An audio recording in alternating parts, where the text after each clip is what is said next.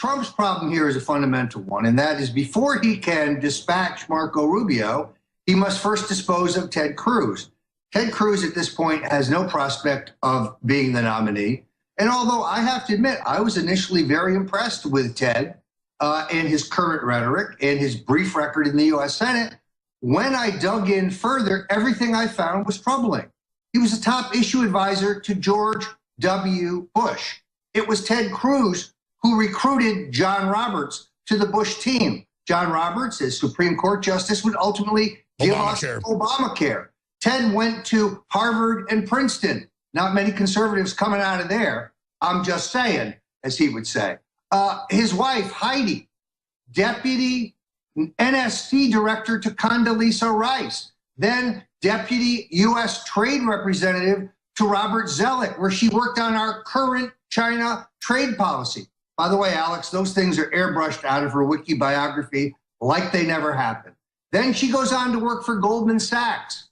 And it turns out that the Cruzes have a secret sweetheart loan from Goldman Sachs to finance his Senate race. And then Ted lies and says, no, the money to finance my Senate race came from my wife cashing out her retirement. But there was no cash out of her retirement. Turns out it's a loan. Now we learned that Heidi Cruz is a member of the Council on Foreign Relations, where she worked on some of their crazy lefty one world government schemes. Bottom line, I just don't trust Ted Cruz. I don't really believe that he's a conservative. I think he's a self-styled Trojan horse with a very short record as a conservative to position him solely for this race. He is an insider acting like an outsider. So he could be the ultimate sleeper operative.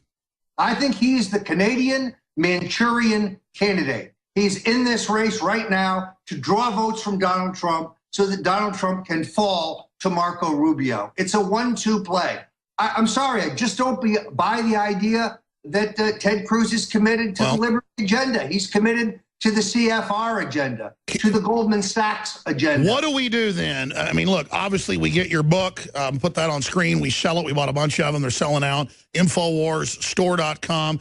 Jeb and the Bush crime family, it's now available. But we also have his book on the Clinton's war on women. Give this to these women we talk to that say, I'm voting for her because she's a woman, period. It's going to be a war, folks, to get the information.